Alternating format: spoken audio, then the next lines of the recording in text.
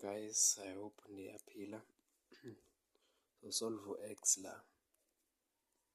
Ukuze sikwazi ukusolve u-x wethu, singakwazi ukufactorize u-left hand side khona sizokwazi ukuthi sifactorize sisolve kalula u-x.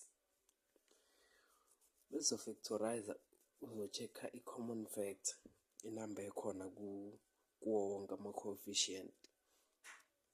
Inamba ekhona kuwo wonke ama-coefficient la uba u-2 uyangena ku-2, nala u-2 uyangena ku-2, kushuthi u-2. I-base 2, then exponent there's x, shuthi singamthatha simbeke u-x la, open bracket. Khona lo mthetho wama-exponent othi if the bases are same when you multiply you add the exponent. Yiphi i-exponent esizoyi-adda kwi-base of 2 isikhiphele le nto le. Singakwazi uku-adda u-2 la phezulu. As 2 times 2 is 2 bases afanayo ayamultiplyana, u-adda lama-exponent kukhiphela le nto ephezulu. Then siye kwi-next term,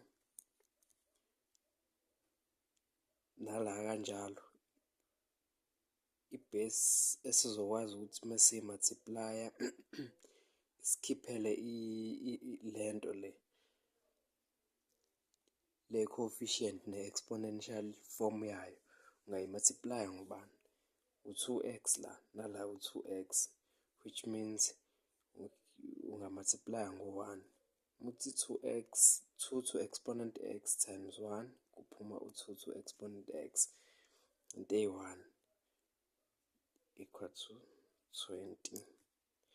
Therefore, 2 to exponent x, u-2 squared, u-2 times 2 plus 1 equal to 20.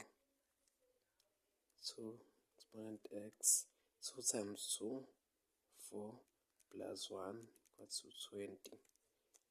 2x, 4 plus 1 is 5.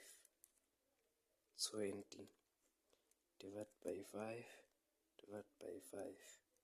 So x equal to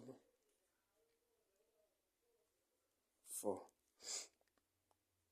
2 to exponent x, not 2x. 2 to exponent 2. Therefore, khona le nto ethi kushuthi u-m ulingana no-2. Uma ama-base efana futhi elingana, kushuthi nama-exponent ayalingana. Umthetho wama-exponent.